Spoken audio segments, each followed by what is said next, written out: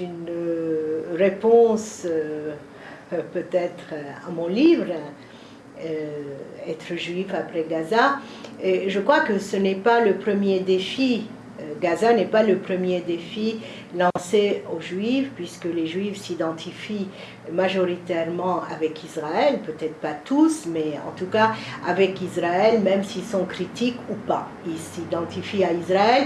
Et aujourd'hui, la question qui se pose après Gaza est de savoir comment, lorsqu'il y a eu tant de personnes tuées, surtout des civils, que l'offensive était démesurée par rapport, disons, au conflit qui était en place. C'était une réponse à ce qui s'était passé au sud d'Israël et l'envoi surtout de roquettes par le Hamas. C'était une offensive, une réponse un peu démesurée. Et tout cela fait que là, on a été envahi d'images qui montraient l'horreur d'une guerre, l'horreur de gens qui ne pouvaient pas se défendre, pas tous, puisqu'il n'y a pas que les membres du Hamas qui ont été attaqués, mais des populations civiles, et des enfants, et aujourd'hui plusieurs rapports parle de crimes de guerre. Ce n'est pas à moi de juger s'il s'agissait de crimes de guerre. En tout cas, c'est le mot qui est utilisé. On va voir par la suite ce que cette accusation signifie.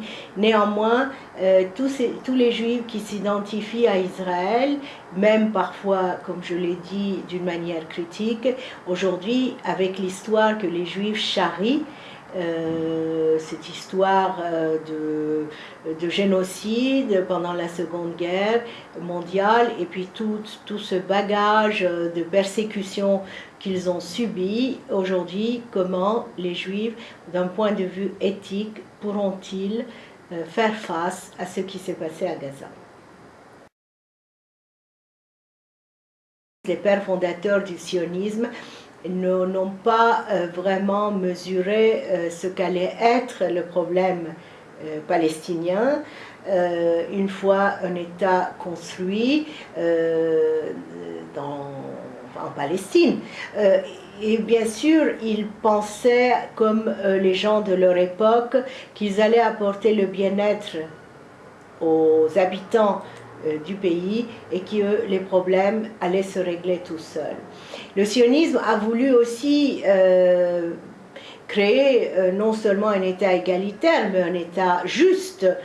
Et tout cela, bien sûr, très rapidement a laissé sa place à la raison d'État. Et le sionisme s'est transformé en nationalisme guerrier, belliqueux, un État libéral où tout le monde n'a pas les mêmes moyens, où l'égalité, par exemple les Arabes d'Israël sont des citoyens mais ils n'ont pas les mêmes droits, et un État, surtout un État aujourd'hui qui est capable, avec toute cette histoire que les Juifs d'Israël, les Israéliens sont aussi majoritairement des Juifs,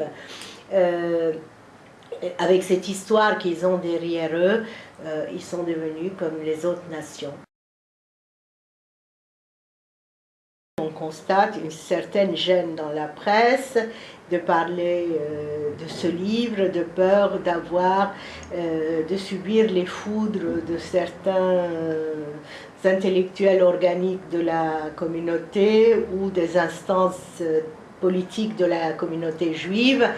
On sent une gêne, mais ce que j'attends, c'est que le message passe, un message qui aujourd'hui peut porter à la réflexion, mais qui en même temps est un avertissement. Si on ne critique pas Israël tel qu'il agit aujourd'hui, les Juifs de la diaspora un jour se détacheront d'Israël.